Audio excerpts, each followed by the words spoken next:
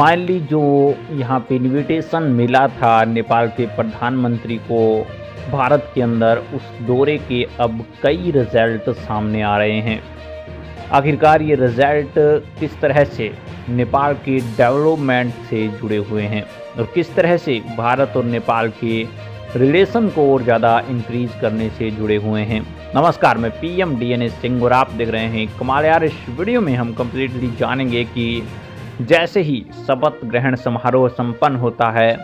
उसके बाद जो नेपाल के प्रधानमंत्री पुष्प कमल दहल प्रचंड हैं, उनकी मुलाकात किन किन से होती। और बायलैटरली ऐसा नहीं है कि उसी समारोह के अंदर उनकी मीटिंग होती है, बल्कि सबसे बड़ी बात यह है कि समारोह से अलग भी उनकी मीटिंग फिक्स करी जाती हैं और टाइम देकर यहाँ पे उनके साथ वार्तालाप करी जाती हैं, जो कि सबसे बड़ी बात मेरे को लगी। उसी के बारे में जानेंगे, वीडियो के अंत तक बने रहिए। और अगर आप चैनल पे नए हो, चैनल को सब्सक्राइब करके बेल आइकन दबा लीजिए ताकि आपको पूरा अपडेट भी सबसे पहले मिल के। चलिए वीडियो को शुरू करते हैं। दोस्तों, यहाँ पे जो समारोह था, प्रतिज्ञा ली गई थी, उसमें आपको एक बात तो कंफर्म है ही कि जो प्रधानमंत्री नरेंद्र मोदी हैं वो तो बिजी थे या फिर व्यस्त थे। इसके कारण उनके साथ वैसी मुलाकात नहीं हो पाई कि जिससे हम बात कर सकें रिलेशंस के बारे में, जिससे हम बात कर सकें डेवलपमेंट के बारे में। सिर्फ उन्हें कॉन्ग्रेचुलेसन बोला गया और उस समय जब यहाँ पे समारोह में थे उस समय ही मुलाकात की गई। उसके बाद ज़रूर यहाँ पे एक बार पीएमओ के अंदर मिले हैं, लेकिन इतनी बड़ी मुलाकात नहीं दिखाई जा रही है जिससे कि ऐसा पता चल सके। लेकिन उसके बाद यहाँ पे जो राष्ट्रपति मुर्मू हैं उनके साथ मुलाकात हुई, उनके साथ भारत और नेपाल के रिलेशंस के बारे में भी बात हुई और उसके साथ साथ कई यहाँ पे और डेवलपमेंट की भी बात करी गई है, जिससे कि नेपाल और भारत के रिश्ते भी मजबूत हों और इसके साथ साथ इनके बीच में जो डेवलपमेंटिक प्रोजेक्ट हैं वो भी सही से सुचारू रूप से चल सकें। इसके बाद यहाँ पे एक और बड़ी मुलाकात,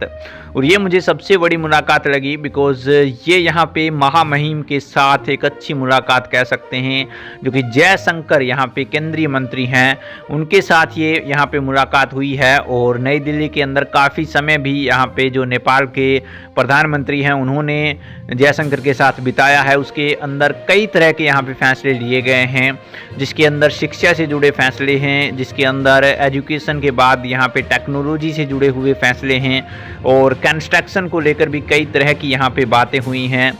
तो पुष्प कमल दहल प्रचंड और उनके बीच में जो वार्ता हुई है वो कुछ एक सूत्रों के हवाले खबर जो कि हमने एनालाइज की है आई हैं, उसके हिसाब से मैं बता दूं कि भारत और नेपाल के संबंधों को और ज़्यादा मजबूत करने के लिए और आने वाले दिनों में विकास और सहयोग और साझेदारी को बढ़ावा देने के लिए कई सेक्टरों को चुना गया है, जिसके अंदर हम एग्रीकल्चर को बात कर सकते हैं, जिसके अंदर हम हाइड्रो पावर प्रोजेक्ट्स की और बड़ी ब्रांचेस की बात कर सकते हैं, और जिसके अंदर हम बात कर सकते हैं कहीं ना कहीं वो कंस्ट्रक्शन जो कि कनेक्टिविटी को यहाँ पे रिप्रेजेंट करता है, जो कि कनेक्टिविटी को बढ़ाता है, ऐसा कहा जा सकता है। तो ऐसे प्रोजेक्ट्स के ऊपर भी बात करी जा रही है। तो यहाँ पे हम बिल्कुल सुनिश्चित कर सकते हैं इस बात को कि जिस तरह से मुलाकात उनकी हुई है, जिस तरह से वो मीटिंग के अंदर भाग ले रहे थे,